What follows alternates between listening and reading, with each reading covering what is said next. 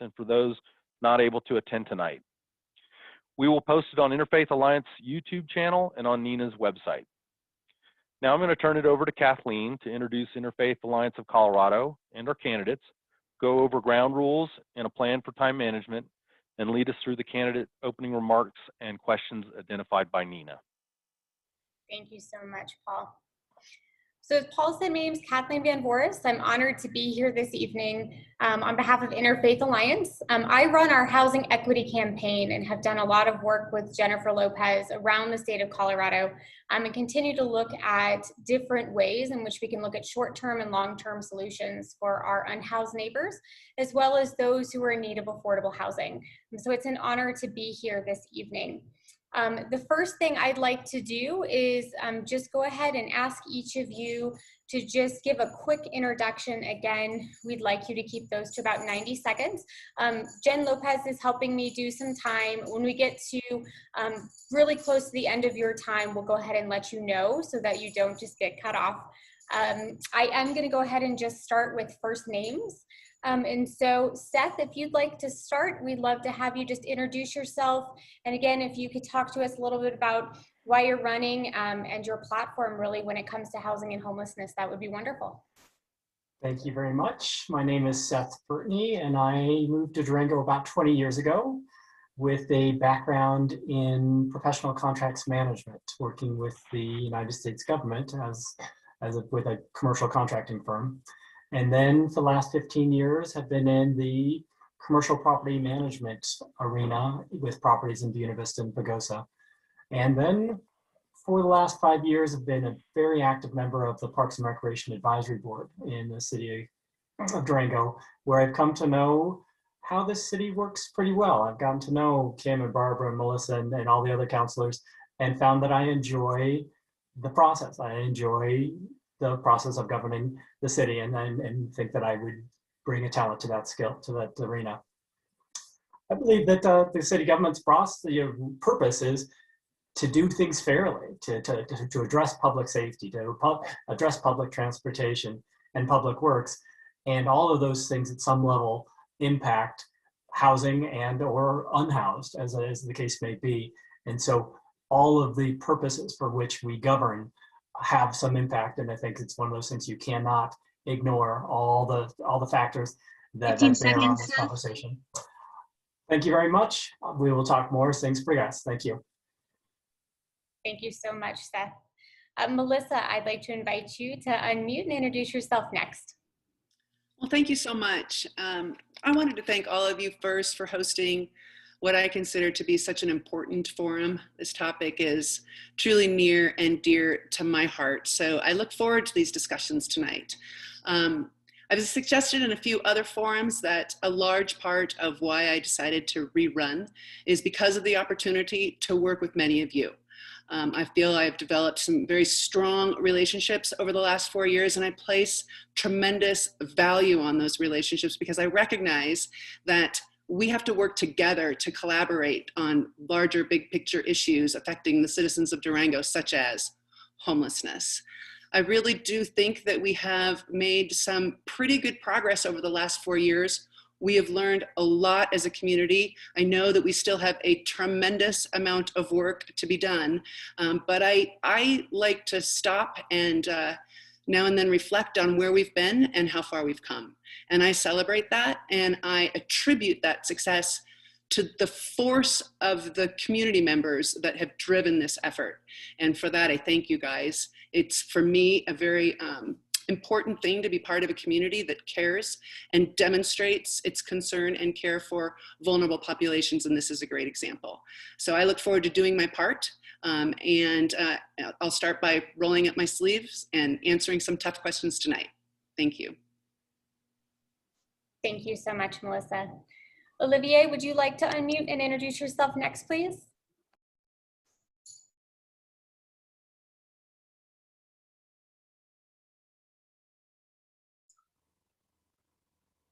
So, thank you for organizing this forum. I agree that this is a very important topic, and I actually really am glad to see that there's going to be unknown questions, so we can really see how people respond off the cuff. So I typically say the same thing. We live in a beautiful place. It's because of the hard work from a lot of people, organizations, the city council, and over the last many years. So I'm very appreciative of that. My name is Olivier Bosmans, and I have 3 kids. They all were born in Durango, the oldest one at the library, and they all go to the public schools. We love Durango like everybody else for the nature, activities, cycling to the kids to school, all the events, Iron Horse, etc. Me personally, I'm an engineer and I have an MBA. I have my own small business. Let's see, I do project management and environmental health and safety consulting. I manage technical aspects, financial budgets, and I work on larger projects, typically acquisition, construction, development, and a broader variety of surveys and inspections. I am very appreciative of all the people that are present and are probably listening to this one because it's an important topic. And I look forward to working with all of you. Wonderful. Thank you so much, Olivier. Harrison, would you like to unmute and introduce yourself? Yeah. Hello, my name is Harrison Wendt. I'm 23 years old. I'm an educator, activist, and community organizer. I identify as queer and have fought and continue to win my battle with addiction and mental health. Now that you have a little background on me, I think what's even more important is to acknowledge the land we reside on today. This is also something I will push to be done at every city council meeting. As we begin, we acknowledge that the land we gather on as a congregation, where we live, work, and play, was not freely given to us. We gather today on the ancestral lands and territories of the Nichu, Ute, Apache, the Pueblo, Hopi, Sunni, and Dene nations. This was also a site of trade, gathering, and healing for numerous other native tribes. We recognize the indigenous peoples as the original stewards of this land. As these words are spoken and heard, the ties nations have to their traditional homelands are renewed and reaffirmed. We acknowledge that our use of and benefit from this land came at a dire cost to Native nations and peoples whose land we now inhabit. We acknowledge our history and responsibility to educate ourselves, always stretching to be better allies to Native communities. I encourage everyone to sit with this acknowledgement for a couple seconds and hold this close to your actions every day. I fell in love with Durango for its beauty, community, and opportunity for growth. But with that said, I recognize and I wish to see change within the systemic inequities put in place to hinder opportunity and advancement for the most vulnerable citizens. Cool, thank you. Sorry, Harrison, thank you. That's okay. Just those time limitations. Thank you so much, Harrison. Lisa, would you like to unmute and introduce yourself, please? Sure. I have been a chef, a landscaper, a liberal religious educator, a restaurant worker, a hotel worker, a resort staff, District 9R substitute, a youth leader, a person who has experienced suicide loss, a sister of someone who was homeless, a parent who has borrowed from their children's savings account to pay rent. Marginalized community members experience hiring bias, community prejudice, barriers to health care, discriminatory lending practices, lower wages, and higher rates of homelessness. By working at the intersections of race, class, and the environment, we can build a community that is welcoming to all. Social and political evolution is possible right here at home. And I look forward to the rest of the conversation tonight on this important evergreen issue. Thank you so much, Lisa. Jessica, I see you're already unmuted. Would you like to say hi and introduce yourself? Sure, thank you. Thank you all for hosting this forum, those in attendance and all the other candidates. I feel like this has been and continues to be such an important topic for our community, and I really do hope we can make real action on these issues soon. So why am I running for City Council? Well, it's a commitment to public service, a commitment to this community that has given me so much and I don't want to see lost. I want locals, my kids, and future residents to move, live, and work in Durango for the same reasons I fell in love with this community 19 years ago, built 3 businesses, and am raising my voice here. It's a commitment to effective and creative leadership, giving our small businesses a voice, giving the people that work multiple jobs to barely afford to live here a voice, and giving our unhoused community a voice. I have been passionate about politics since I was a young girl, researching issues with my grandfather, and in this current political climate, with Durango being at a critical stage for effective, pragmatic, thoughtful, and collaborative leadership, I want to make a difference. My leadership style is listening to expertise, researching issues, and meeting with those directly knowledgeable and involved, and then making the best decisions for our community as a whole. Specific to this forum, I want to make sure our unhoused community members are safe first and foremost. It's about doing the right thing and gaining support from our community for doing so. I want to be a leader within the city in terms of showing compassion and a passion for making sure we are executing the homelessness strategic plan. Thank you so much, Jessica. And last but not least, I'd like Frank, if you could unmute and introduce yourself, that'd be wonderful. Hi, my name is Frank Lockwood. You can find everything you would like to know about me and my stance on various issues on frankfordurango.com. I'd like to spend my remaining 62 seconds on a short story. And the story is about my brother, George. My brother, George, my kid brother, George, died this past fall of liver failure. He was a pretty serious alcoholic. 2 years before George died, and he was on his way for about 3 years, he had been diagnosed with liver failure. George ran out of options. Housing costs had increased beyond what he could handle. Healthcare costs, didn't have much public support, cost of living, all those attributes that contribute to homelessness. George only had one thing, and that was he was still connected to me. So I bought George a modest mobile home, which he lived in, and he had a nice, dry, warm place to live for the last 2 years of his life. So this issue is close to me, but not everybody has a brother that can help them out. And so this is something that I'm very, very interested in. I did not want to see my brother be homeless. Thanks. Thank you all for your introductions and for that background. I would briefly like to discuss just a couple of our ground rules. You are again going to be given, thank you, Paul. You are going to be given some time when you're getting close to the end of your 2 minutes. Jen Lopez or myself, depending on who's asking you the questions, are going to let you know when you're getting close to the end of your time. We do ask that you remain muted until it is your turn. We know that this is a passionate topic, but we do ask that you're respectful of your other candidates that are here tonight, as well as your moderators. And again, you are more than welcome to pass on a question. You are more than welcome to decide not to answer a question. Just let us know that when we come to your turn.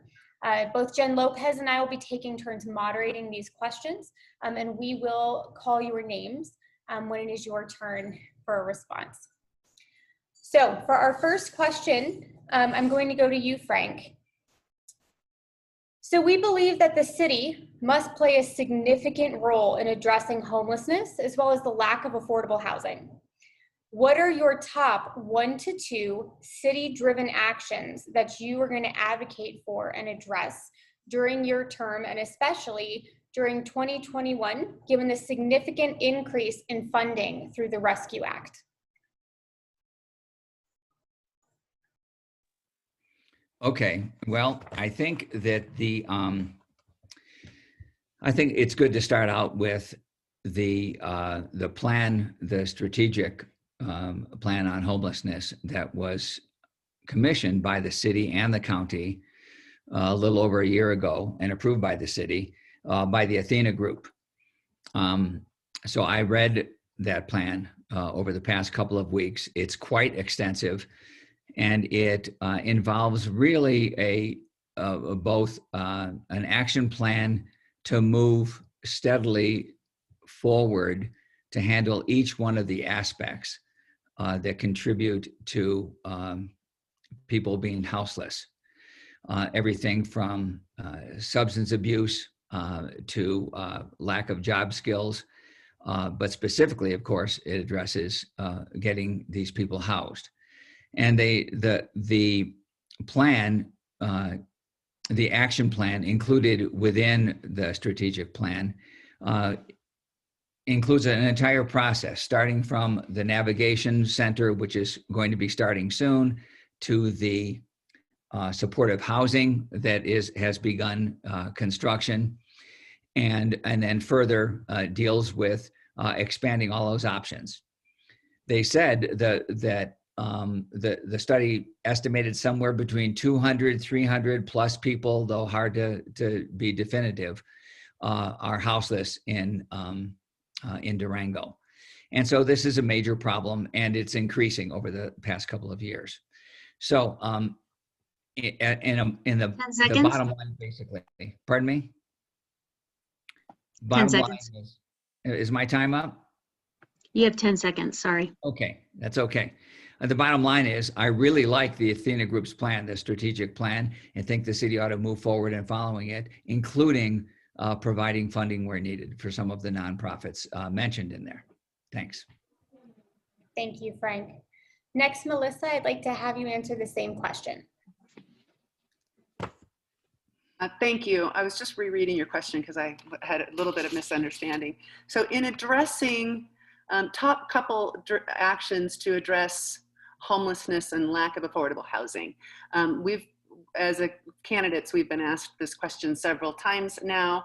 I think everyone recognizes the need to address affordable housing, and we, as Frank just suggested, this is in our strategic plan, and we are taking steps to implement that strategic plan this coming year in 2021, and included in that, which I just added to the plan at our last meeting, was to revise our affordable housing goals, which they were currently 1,000 affordable housing units by 2040. I think that at 572 units already in our community, we need much bolder action there. And we need to be reviewing policy to make that happen. We need to encourage units being built now instead of fees in lieu paid. We should be revisiting opportunities to potentially reinvigorate the Regional Housing Alliance and collaborate with county, state, nonprofits to try to plan and fund affordable housing. We should, very importantly, we need to identify surplus land in our community that can be used for affordable housing projects. A good example of that is the Marymount Senior Housing Project in Three Springs, where the city donated the 1.6 acres through the tribe and Three Springs to help move that project forward. I'd like to see much more of that. And with this economic recovery package that's happening, I've tapped into this $10 to $15 million allocation to purchase hotels and or units that could be used. And I'm very interested in tracking 10 that seconds. and following that. So multitude of options. Thank you. Thank you so much. Lisa, same question, 1 to 2 city-driven actions that you would advocate for. Thank you for that. I also agree and loved the pushing forward beyond 1,000 units by 2040, and the Regional Housing Authority to research that.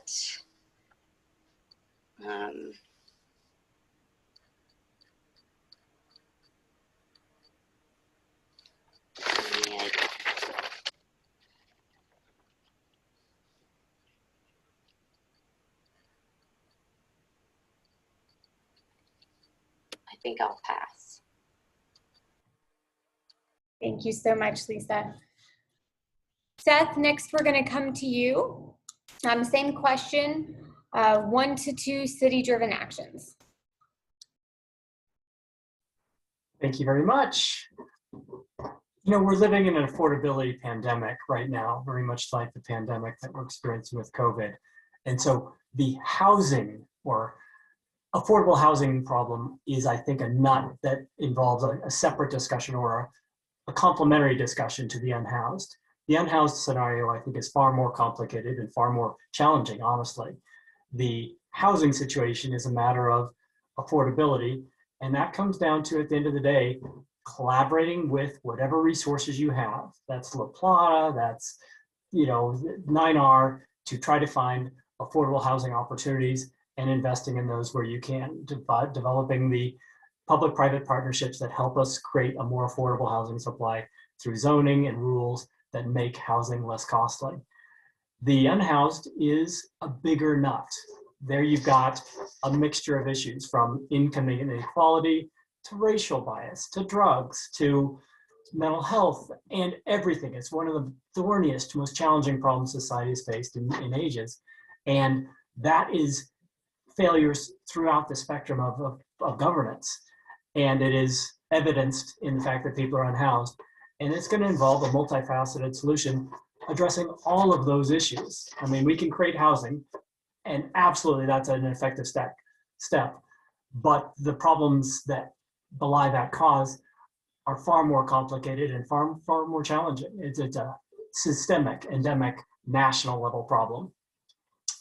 I don't think we can essentially substitute capitalism in the housing market. And I think that's the way you address it there. When it comes to homeless, I think you really need to get into social issues and prioritizing the issues that our community would want to support. Thank you very much. Thank you, Seth, and thank you, Jen.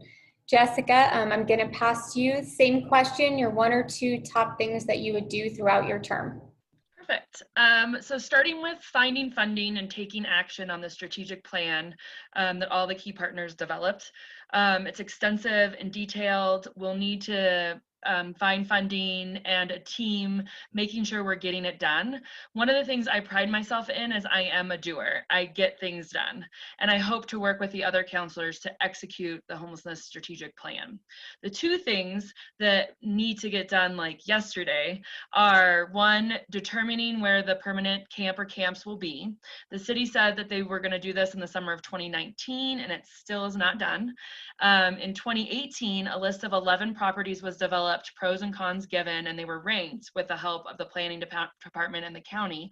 We need to do the same thing with current properties in 2021, find the least impactful location, and then execute. The second thing that's going to be super important is attainable housing, a real push for it beyond what we are doing. One of the key elements to this being successful is I believe we need to provide incentives for developers to build attainable housing, grants, programs, initiatives. We can't just say we want it, we need to do it.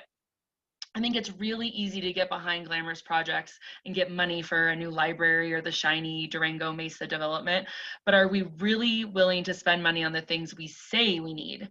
The money coming in from the Rescue Act, should we buy land potentially? We've never bought land for attainable housing. Should we buy land for it? We have some dedicated taxes sunsetting in the future. Does the community think they will renew it to pay for affordable housing or buy land for it, to provide incentives for developers to actually build it? We can't make them do it. It has to pencil out and make sense. Every time we give them an out, like a fee in lieu of fee, they choose that because that's what pencils out and makes sense. So we need to either take that away or give them options to actually build housing and stop just giving money. I think That's time, sorry. Okay, I think that I'm done then. Thank you. Thank you so much, Jessica. Thank you. Harrison, same question. I want to be very clear. I believe housing is a human right. And let's start by calling this what it really is. It's a crisis. It's a housing crisis, and the only people it's immune to are the wealthy. We must start referring to it as such. We need to take bold executive action, which won't make a lot of people happy, but it will benefit the people who need it most. Step 1, we need to locate and provide shelter for our unhoused neighbors, both indoor and outdoor. Use the strategic plan, be bold with it. Yes, we will get community pushback, but if I'm being honest, I don't care. Those are humans and they need housing and shelter. How about we talk about that juvenile center, which the county is giving so much pushback. They say that it can't be used. I disagree. I think that that's a perfect opportunity to provide apartments or housing for our unhoused neighbors. How about moving city headquarters to WorldPay and maybe consider having closer shelters to the downtown area? Let's look and attack those systematic causes of homelessness after this. The living wage, which is in my plan. The lack of resources for mental health and addiction. Let's look at the rising costs of housing. How can we buy land, purchase motels and hotels for people? And when I talk about affordable and attainable housing, I want to be clear, it's not just purchasing. It is rental units. And I see such an opportunity with those hotels and motels for that affordable rental units. As a renter, I don't think I'll ever be able to get a loan. I think that we need to focus on all of these things at once. That's it. Thank you. Thank you, Harrison. And Olivier, same question. 1 or 2 city-driven actions that you will take when you are in term? All right. Yeah, I like everything that most people were saying. I think there's a very good document, the strategic plan on homelessness, which is very detailed, as well as the Durango housing plan. It would be easy to summarize this, and let me just give you a different type of answer.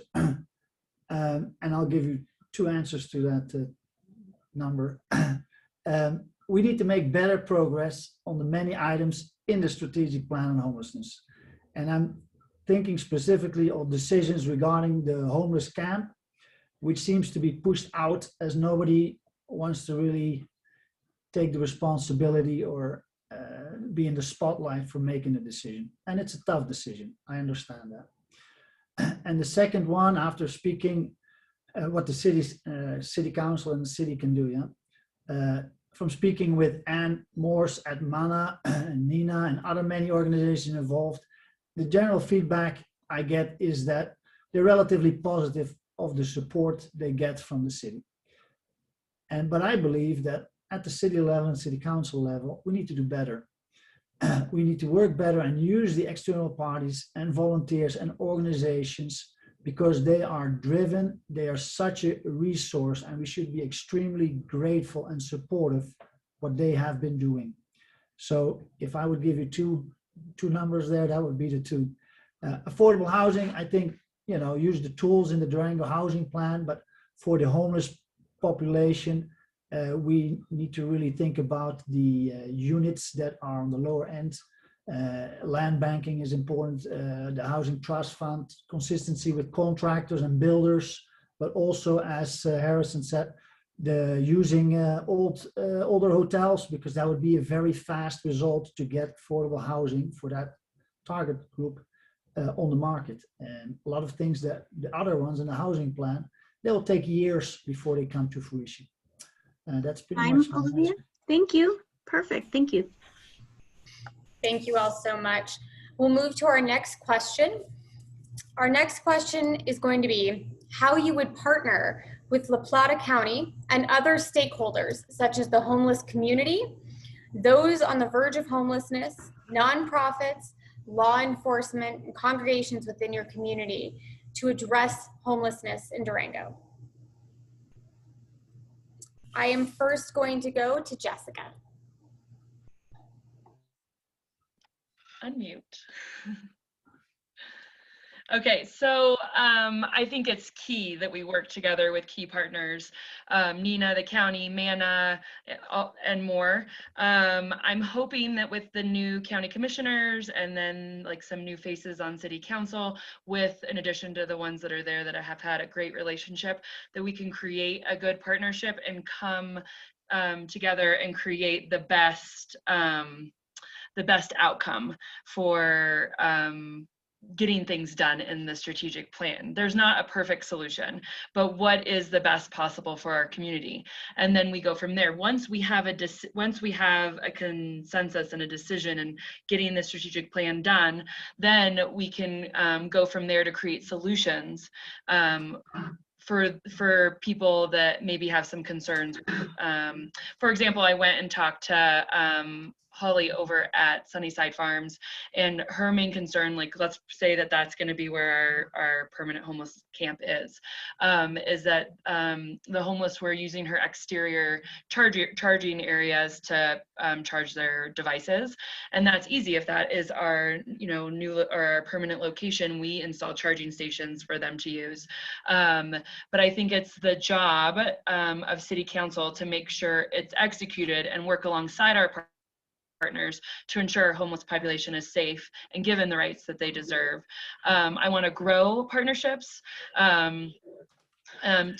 to find the best possible solution. There's probably not one. It's complex and complicated. However, we have a lot of entities that want to help, and we have a lot of resources. So now let's organize and execute.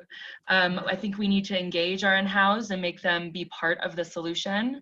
Possible directions, making sure we have all the resources for housing and shelter, permanent supportive housing, transitional housing, the homeless shelter, which we have, low barrier shelter, permanent homeless camp or camps. It's gonna take an effort and a team of people willing to step up and make a decision, and I hope to be part of that team that makes the decision, and I'm ready to do it ASAP. Wonderful, thank you. And Seth, I'm going to come to you next. Again, how you're going to collaborate with La Plata County as well as other stakeholders in addressing homelessness. Okay. La Plata County, to their credit, actually has funds, resources to apply towards homelessness. Unlike Durango, as a city, we really don't have a fund for dealing with this challenge, which could be expensive. So that is one of the resources that we need to recognize, that they actually have this as a goal and a funded goal that they pursue. To us, it's just part of the general fund criteria and goals that we want to prioritize, which means it's taking away from something else. And there's always contention over resources when it comes down to a debate over me versus you.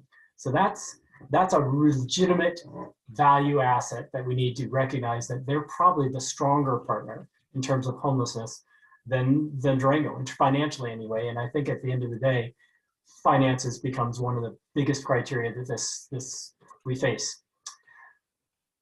The kind of the direct answer is freezing on a hillside, introducing wildfire risk to the city is not the solution.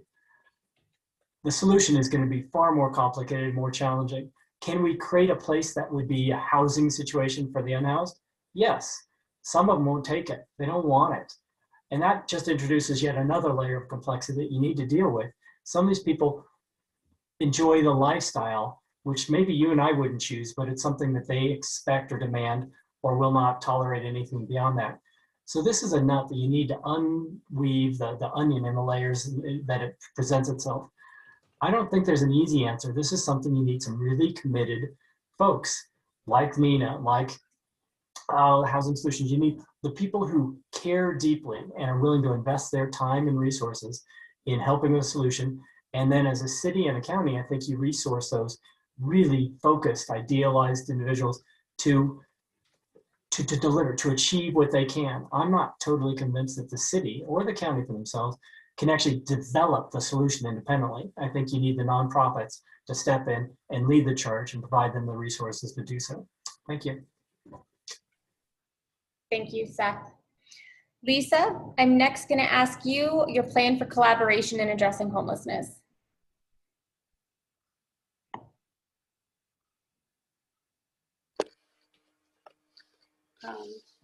Thank you. I'm going to pass again.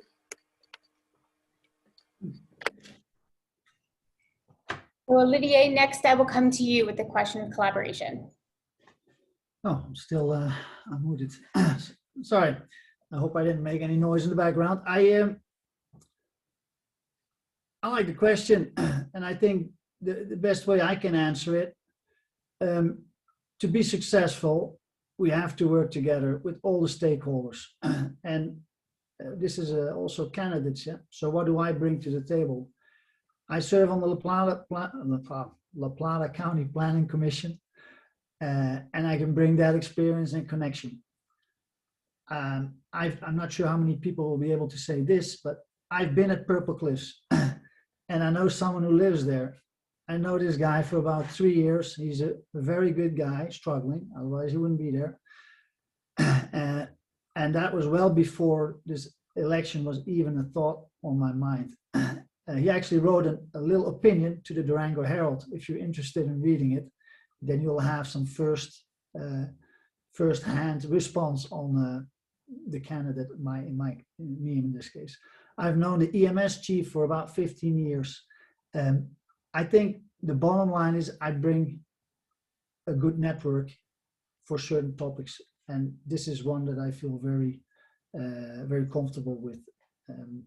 It's all about working with people and finding a consensus on certain approaches. It's a very complex issue, multi-stages, different projects and initiatives. So I look forward to working with all those people and continue to do so. Thank you so much, Olivier. Next, Frank, if you'd like to unmute and answer the question about your plan for collaboration. Sure, thank you. Collaboration is going to be critical as this process moves forward. But to say that we get everybody in a room and then we come to a consensus and move on is really, I don't even know how to say this. I don't mean to be critical, but it's naive. This is not going to be an easy process. Inside the strategic plan, there were lots of surveys done in terms of what the general population in Durango was most concerned about when dealing with homeless people. And the first three reasons were, can we keep open space safe? 2, can we keep the environment clean and beautiful? And 3, can private property be respected? Way down on number 7 was any concern for those people who were homeless or houseless. So the community wasn't concerned about homeless people. The community is concerned about, its own backyard, shall we say. So this is not going to be an easy process. So okay, that's number 1. Number 2, the good news is the county commissioners, we have a new county commissioner who spent 5 years being a facilitator for an enormous process called the Hermosa Watershed. And that's Marcia Porter Norton. She's got the skills to bring people together of all different stripes and sizes and different points of view. And somehow she helped make that work.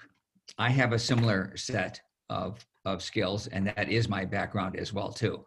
So it's good that we're both, that I may be on the city council and that Marcia is county commissioner, because I would work with her. I have an appointment with Marcia next week to talk to her about the Denier building, because I don't understand their problems with that either. And let's be clear, there's a difference between a shelter and real housing. A shelter is sort of where you group people like cattle. There's no privacy, there's anything that's going on, and certainly no permanence. And then there's housing, which is a much more permanent solution.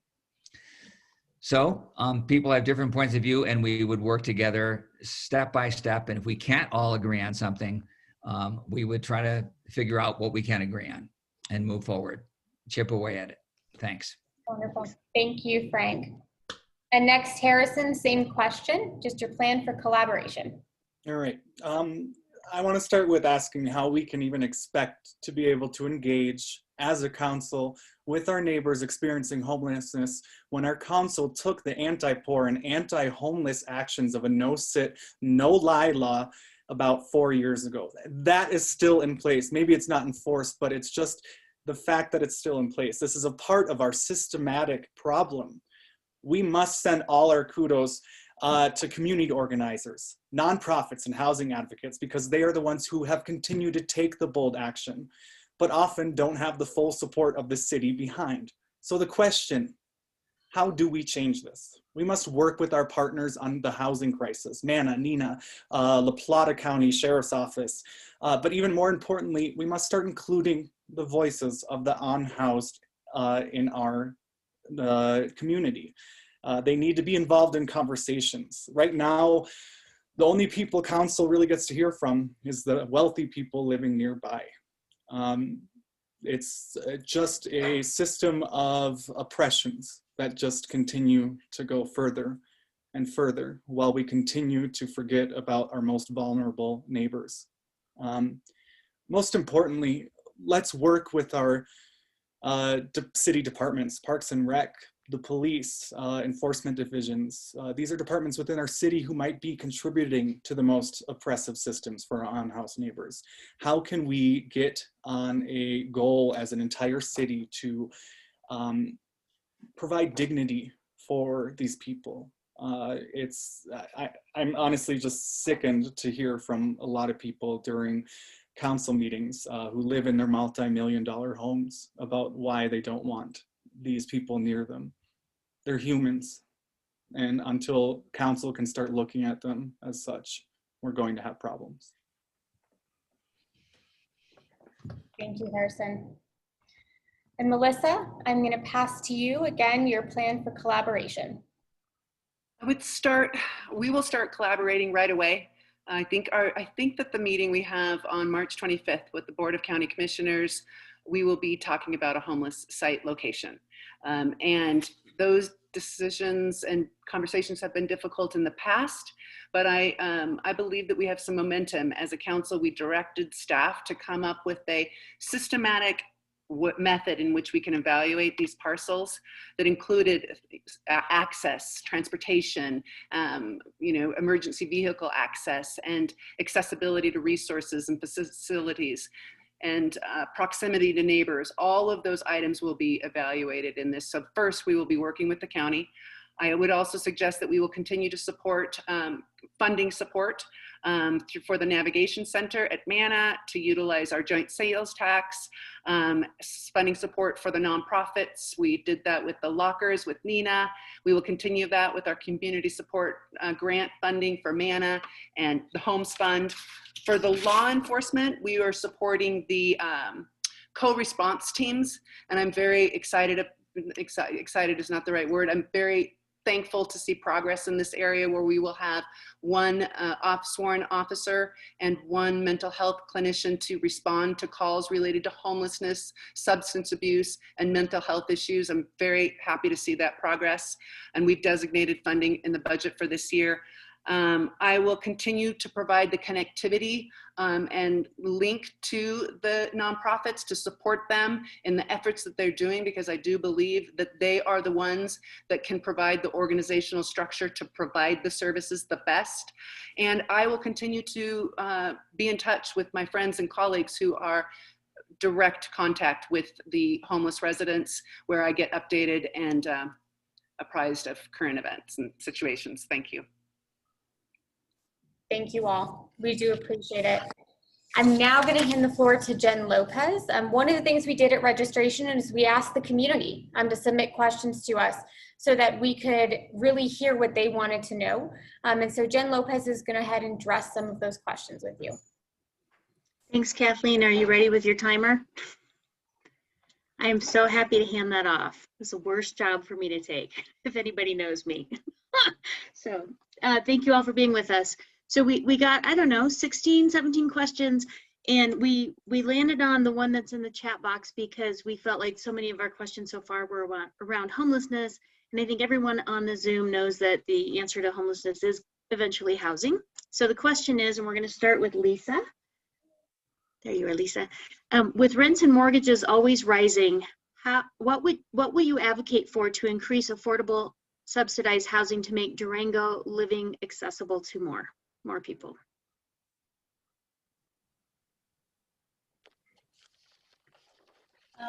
Thank you. I think the transfer fees on second homes, possibly a progressive tax, could start to fund a community bank or a homes fund to subsidize some of these things. The equity sharing as far as sales could replenish those funds. As far as rentals, I have seen some cities that have, this is only a minor help, but some insurance for deposits so that you don't have to come up with that deposit and you can just get your get in with your first month's rent.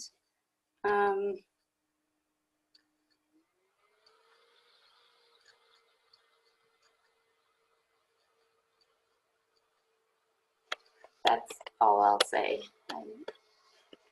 Thank you, Lisa. Yeah. Frank, would you like to talk about what you would do, what you would advocate for to increase affordable subsidized housing?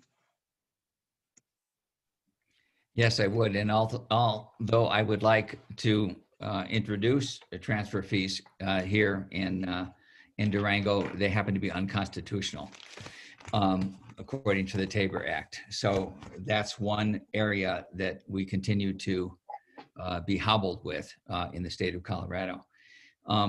The other areas, certainly one of the most promising things is beginning to happen right now, and that's the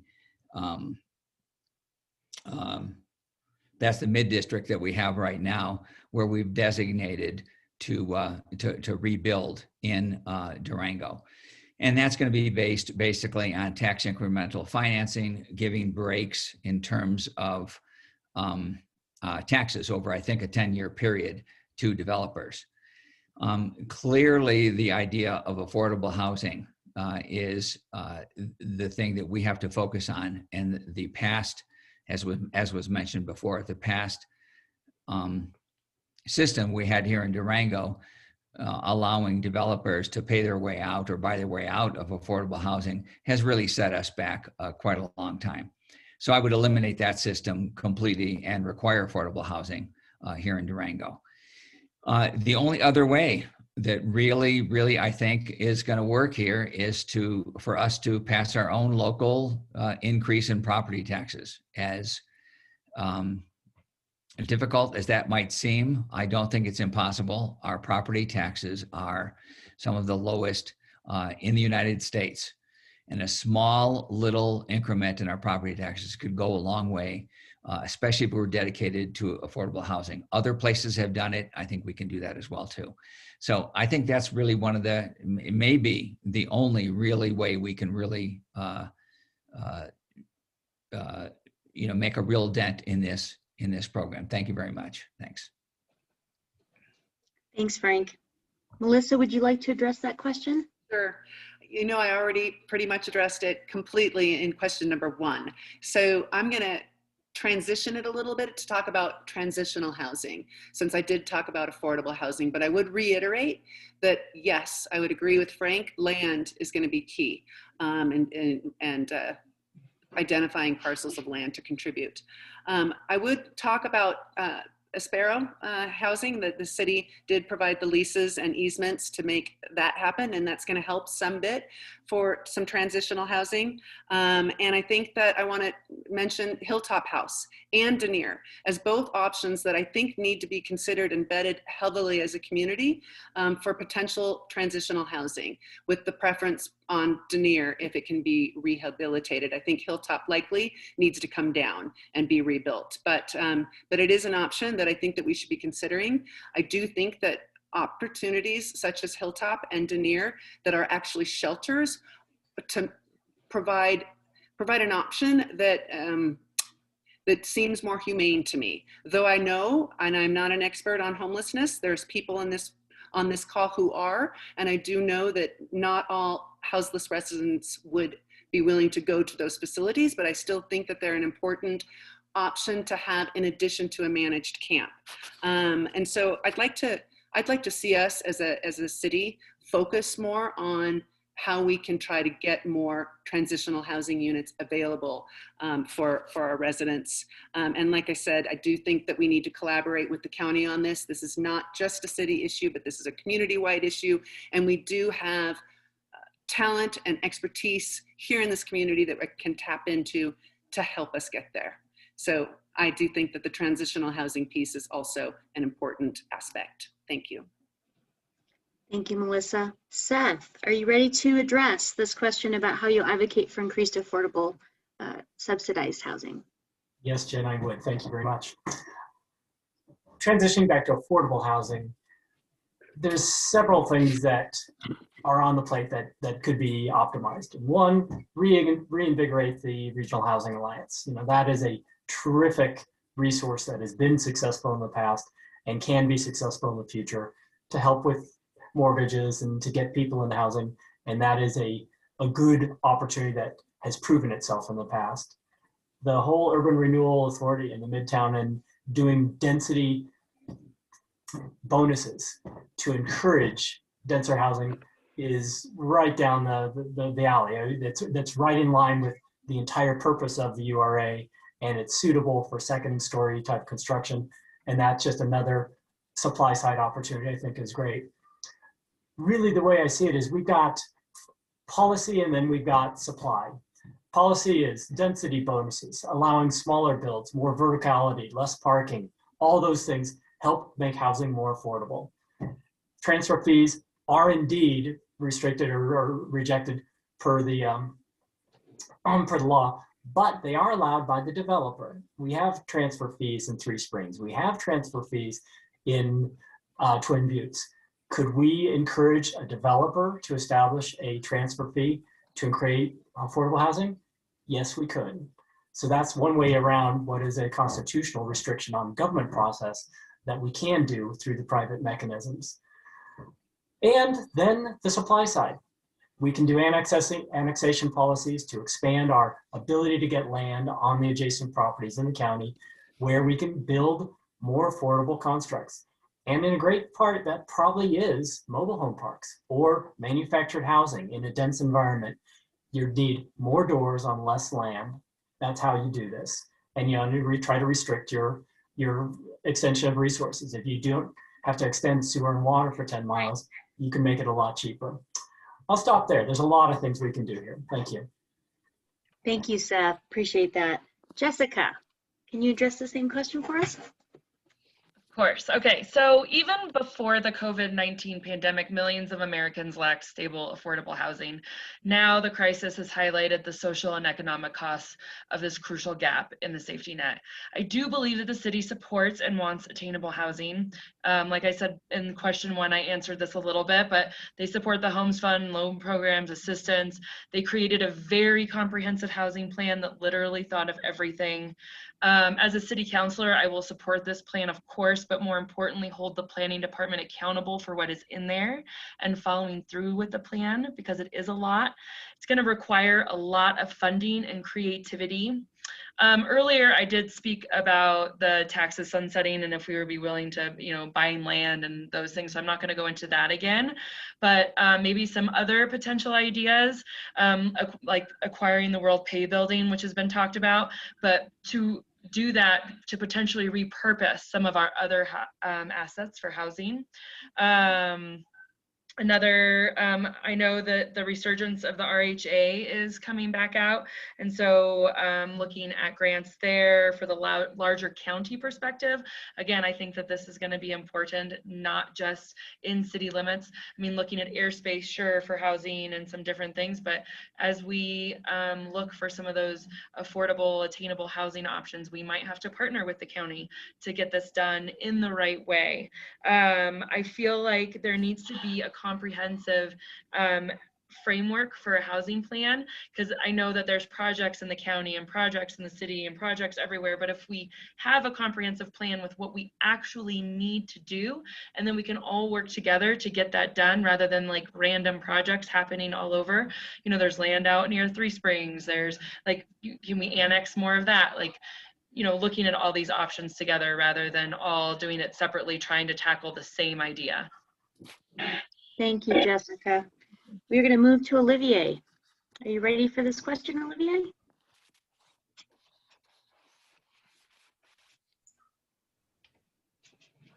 Would you like me to repeat it?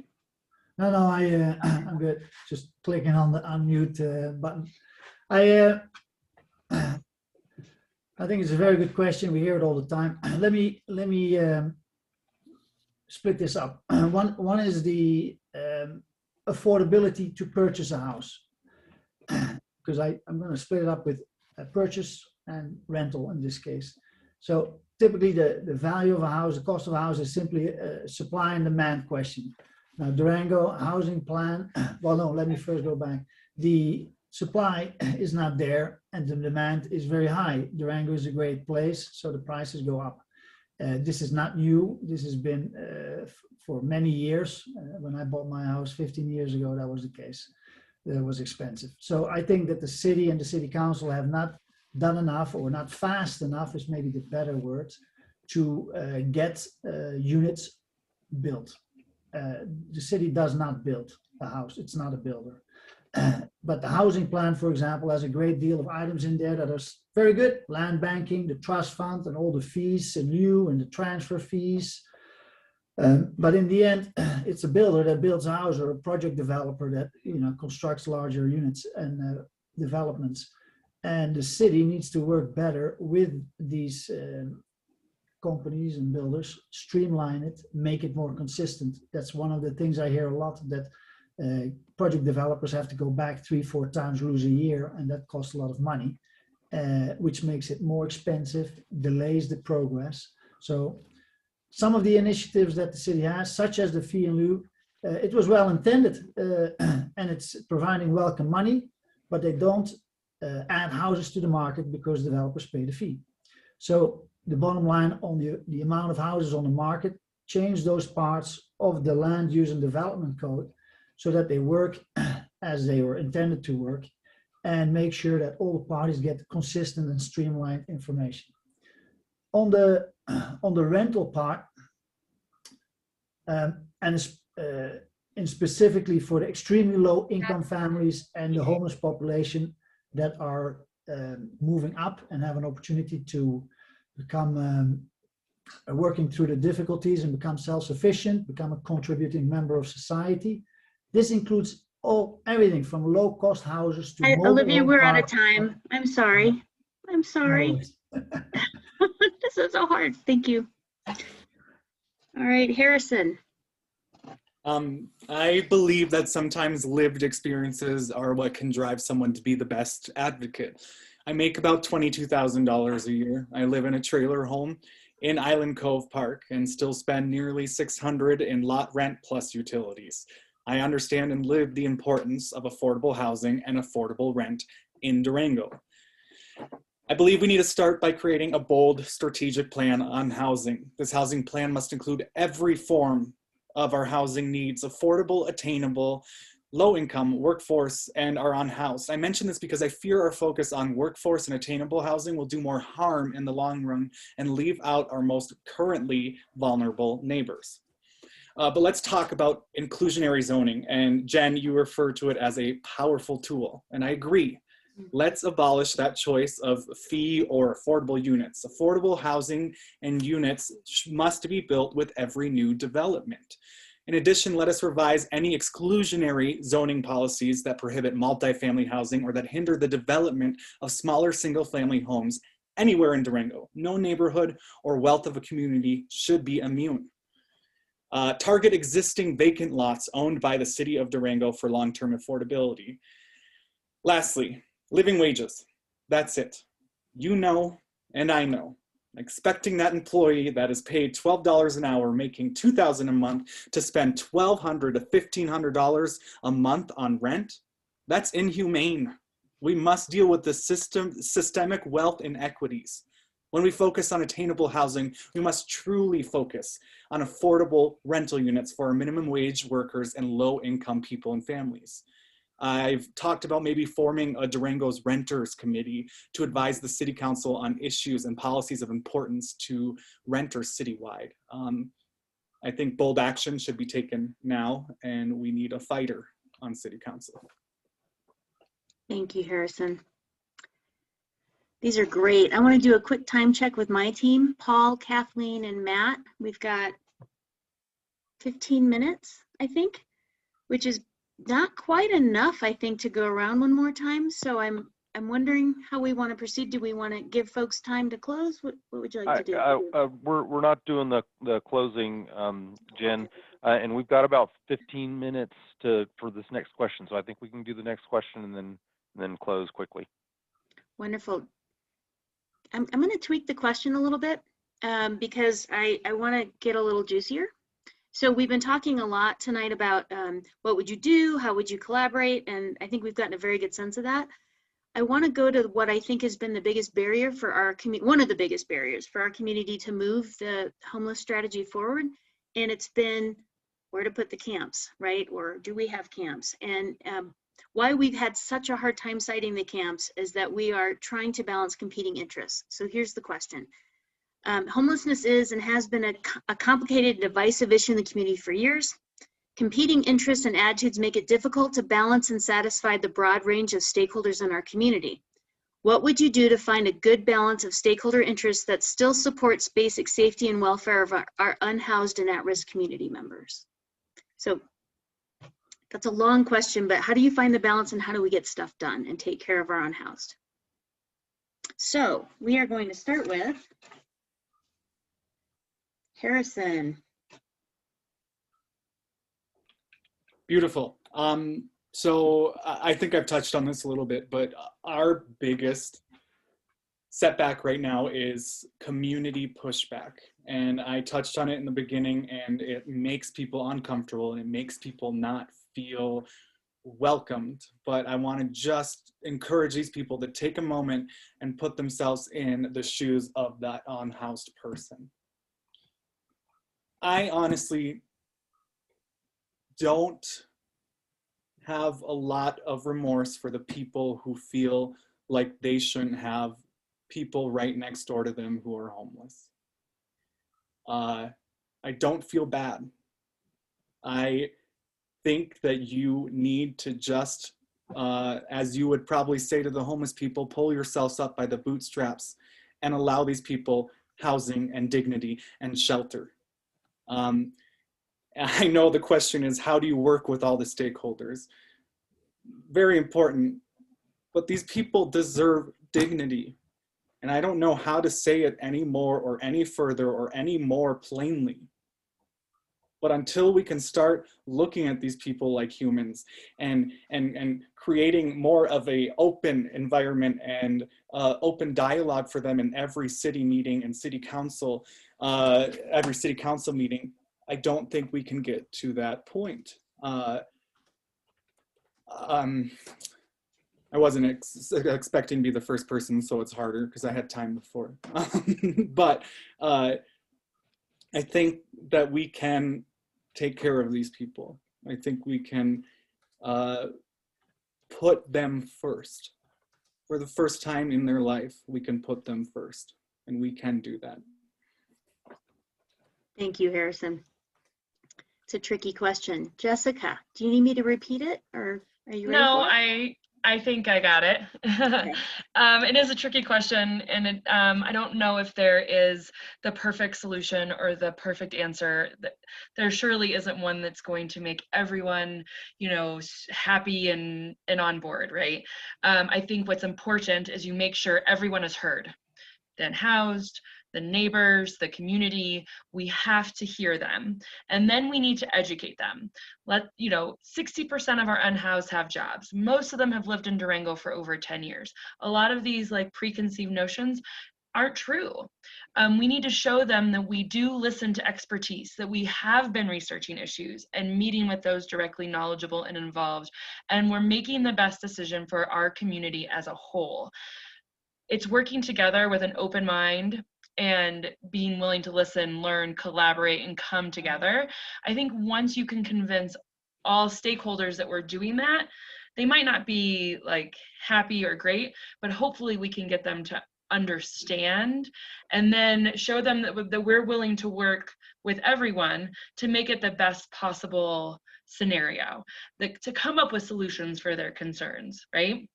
To create a safe space for our unhoused, but also for our community. That I think something that's super important to remember too is, our unhoused is less than 1% of our population. As a city council and a community, we also have the other community to listen to and respond to as well. And so making the decisions that are best for our whole community and making everyone understand why we're making those decisions, that is what's super important. And so I think, again, safety and welfare of our unhoused, at-risk community members, number one, right? And showing how we're gonna do that, and then how we're also gonna take everyone else's concerns. But the biggest thing is we have to make a decision. A decision has to be made. We need to move forward with this plan and execute it, and then just try to help the community, educate them, and make them understand why we're doing what we're doing. Thank you, Jessica. Hi, Lisa, you're next. Do you need me to repeat the question? No, thank you. I would say through connection. I think connecting people, even the people in opposition to the people experiencing homelessness, can help, creating those relationships can help to reduce some of the stigma. The idea that people experiencing homelessness are inherently dangerous or criminal or lazy is simply untrue. And by cultivating relationships across those barriers or bridges, might be able to help. It was mentioned to bring everyone to the table, and so I'll stop there. Thank you, Lisa. Seth, do you need me to repeat the question? Or are you ready to go? I'm ready to go. Thank you, Jen. Thank you. This is the age-old thing that we've had, and we all know it is. It's basically the NIMBY conflict with, I'll call it, broader community interest versus not in my backyard. We've seen it time after time. It's been going on for decades, if not centuries. And the question is, well, how do you balance this? And I would argue the position you need to take is the community interest does matter, but people just want it over there or over there, just not here, not in my backyard, thank you very much. And that's a very natural human reaction. So in as much as it is natural, well, how do you balance it? And I think the answer is, you don't have to provide equity. You don't say, I'm going to put them in your neighborhood, because people will tolerate that and you're going to have torches in the streets. But you can say, we're going to create a space for these people to have dignity, to have some level of service that is acceptable. You may not like it. You may not even want to live in a situation like this, but maybe it's in a, let's say, not a park area, let's say a industrial area, or it's a little farther away from town. You provide some transportation, you provide the means that people can find the space that will work for them, even if it isn't the one that would be on parity with yours, because that you're not going to tolerate. You're not going to fund someone to live in the same luxurious lifestyle that you come to enjoy just because they're more a member of your community. It doesn't feel fair and people just won't tolerate it. So I really think at the end of the day, it's coming up with the places in Bodo or in La Posta or in Elmore's Corner that are close enough and decent enough. Does it have flush toilets? Maybe not. Maybe it's got portable toilets. Maybe it doesn't have all the same quality of life that you come to enjoy, but people would say, all right, I'm willing to go that far. And I think that's really the blend or the balance that we're trying to strive for, is something that the people who would help fund the solution would say, I'm willing to go that far, but not so far that I feel that I'm giving this undeserving, and I hate to use that term, but I think it's a perception, Exactly. Personnel, the right to live in a quality of life that I've come to enjoy. Thank you. Thank you, Seth. Thank you. Hi, Melissa. Would you like me to repeat the question, or are you ready? I'm ready, thank you. Thank you.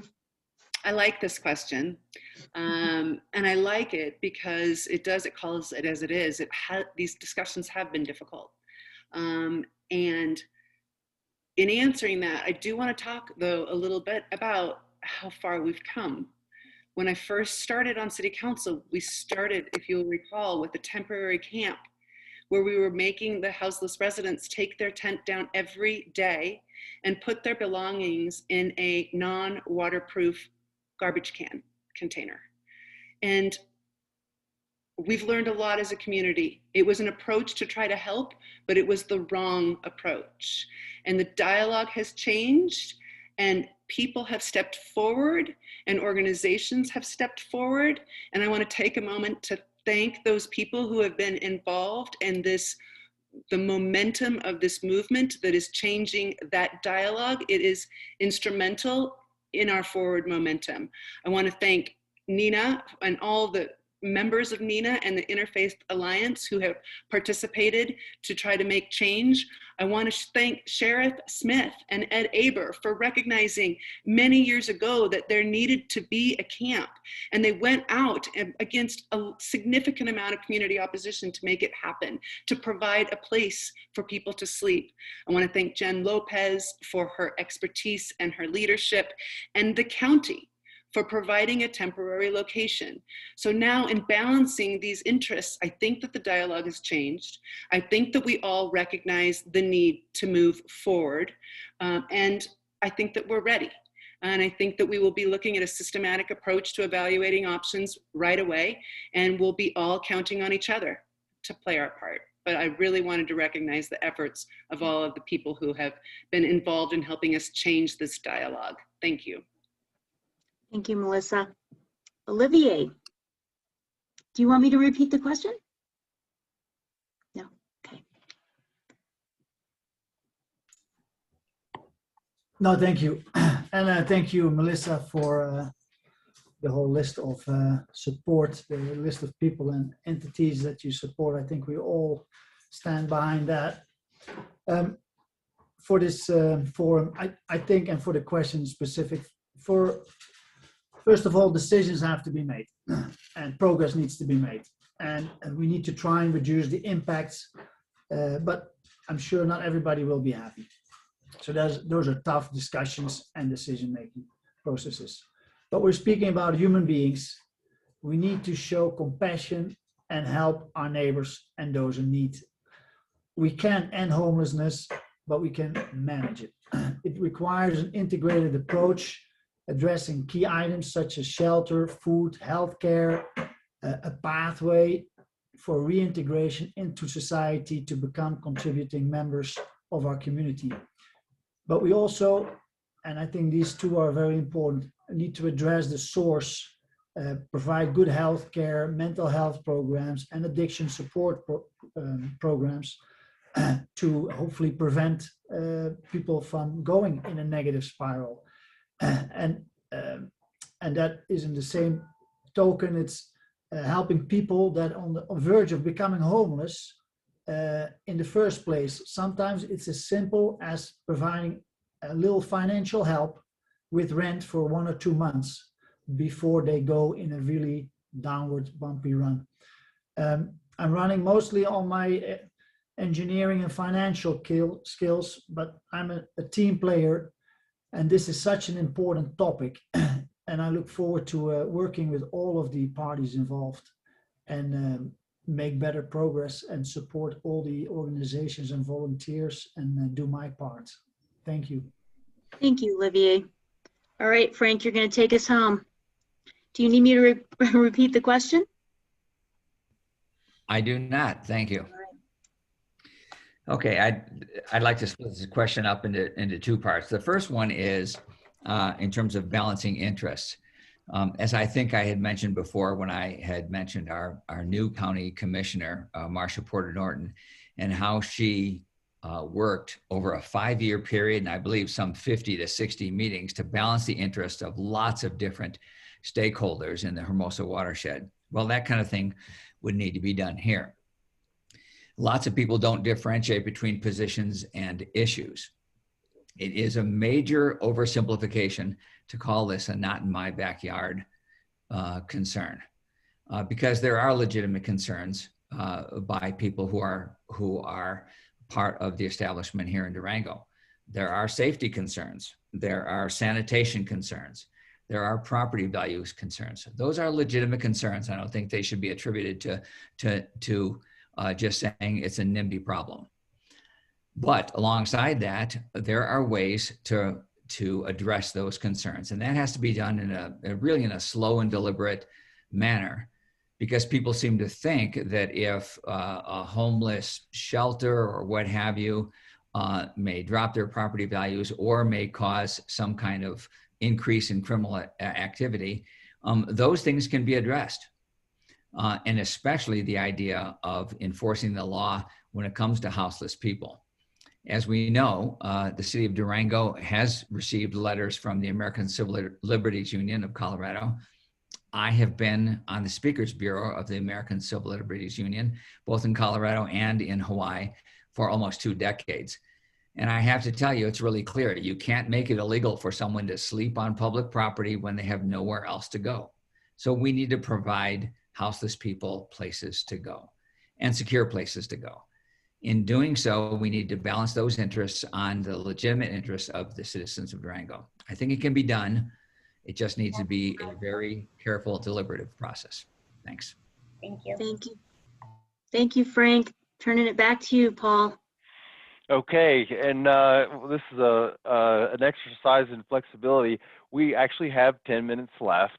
I said we wouldn't do a closing comment, and I hesitate to do it. But why don't we?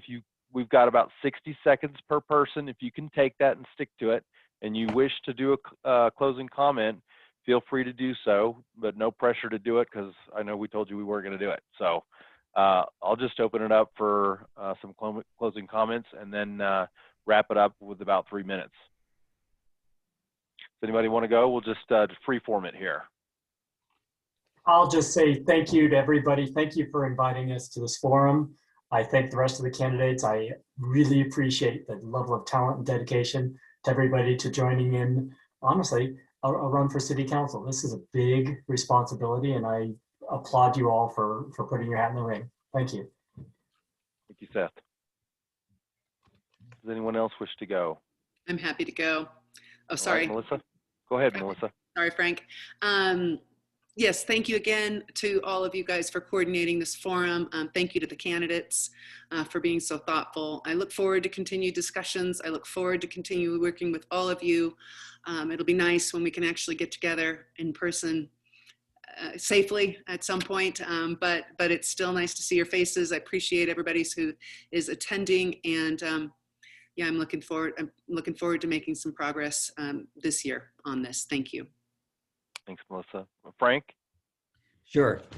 I wanted to give first and foremost a shout out to my old Leadership La Plata classmate, Rachel Bowski, who is a major mover and shaker in Volunteers of America. So Rachel, I hope you're still there. I see your name on the list. I hope you're watching. Rachel's fabulous. And then of course to both Housing Solutions of the Southwest, a major player in this area. And I really respect what Nina has done as well, because, you know, they're putting their money where their mouth is, as they say. They're putting their boots on the ground. They're doing what can be done now. And at the same time, trying to move this entire thing forward for more permanent solutions. So I dramatically respect the way they're approaching that, and then taking the time and effort to put on this candidate conference. All of that, I think, gives us, someone said, we feel there's some momentum happening. And I think there is momentum happening. I think with Melissa Youssef getting back on the city council again for another 4 years is going to be a major pusher and mover and shaker on city council to help make this happen, along with me, of course. Thank you. Thanks, Frank. Who wants to go next? Olivier. Yeah, I just wanted to throw something out there, how to put stuff in perspective. I won't talk about myself, but Mana gets, I think, $10,000 this year from the city, and probably an equal amount from the county. And that's already an increase. And if you try and put that into context over the embezzlement that was over $700,000 over 10 years, let that sink in for a moment. What other organizations that do such a great work, including Nina, when they bring out gas bottles to Purple Cliffs, let that sink in. And I think we should be very appreciative and supportive to all of those people. Thank you. Thanks, Olivier. Jessica, you had your hand up, I believe. Perfect. So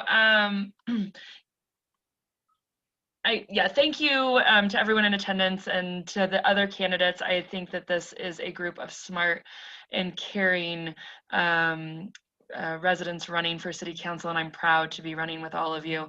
Through the years, I've witnessed our community go through a dynamic pace of growth and change. I feel like Durango offers the best possible combination of features for an outstanding family-oriented community. Preserving the quality of life in our area is of critical importance to me, and that includes taking care of and showing compassion for our homeless population. For all of our residents and citizens, actually, and I do hope we can take this momentum and take real action so we can see real progress. I think leveraging our partnerships with all the community organizations that have been involved will be super important, and I hope to be a part of it and make some change. Thank you. Thank you, Jessica. Anyone else? Harrison? Yeah, this is something I don't think we really hit on today, but 19 months ago, I attempted suicide after I fell in really deep with alcohol and drugs. I was weeks away without support of my family from living on the streets. Addiction is blind to culture, religious background, or socioeconomic background. However, our on-house community is the hardest hit, and we need to invest in smart and robust city response to save lives and connect residents with culturally appropriate resources and mental health resources. As I said earlier, lived experiences sometimes bring the best advocacy. Yeah, that's all I got. Thank you. Thank you, Harrison. Lisa, do you want to make any closing comments? Sure. Equity means giving more to those who have less to equal the playing field. Durango can be a place of belonging, regardless of race, class, ability, gender, or sexuality. This town is beautiful and it is broken. We need more than policy. We need people to create a community that engages and empowers all residents through opportunities for economic advancement with good jobs, strong family support services, access to healthcare, climate stabilization, and a right to housing for all to emerge a society that is just, equitable, and whole. Thank you, Lisa. So just to wrap up, so we've alluded to the progress that's been made. I'm kind of new to this space, in terms of working to advocate for the homeless. But I've been inspired actually by Nina. That's why I got involved, just watching such a passionate and dedicated group of people just volunteering their time to lead some change. And it is a complex issue, and there's lots of different, vantage points on this issue. But it is time to make some progress. It is time for some decisions. It's time for people to take leadership and make this a priority. And we're looking for that kind of partner in the city council. And we appreciate all of your time. We appreciate you putting yourselves out there and wanting to serve the public. It's not an easy job, but we appreciate your willingness and passion and desire to do that. So thank you for your time. Thank you for your answers and doing it off the cuff. We want to remind everybody of Election Days on April 6th. We will be posting the recording of this session if you want to review it or pass it along to folks who were not present. And if for some reason you had a burning question that you submitted that didn't get answered, we encourage you to reach out to the candidates directly to see if they'd be willing to engage on that question. And I do want to quickly show all of the candidates' websites and social media. If you want to go learn more about them, they are easily found with a quick Google search, but there they are. If you want to look at those. So I think that's it. Thanks again, and I hope you guys have a wonderful evening and good luck with your campaigns, and we'll see you soon. Thank you. All righty, Thank you, take everyone. care. Thanks, bye. Bye-bye. Bye. Good night. Thank you. Good night.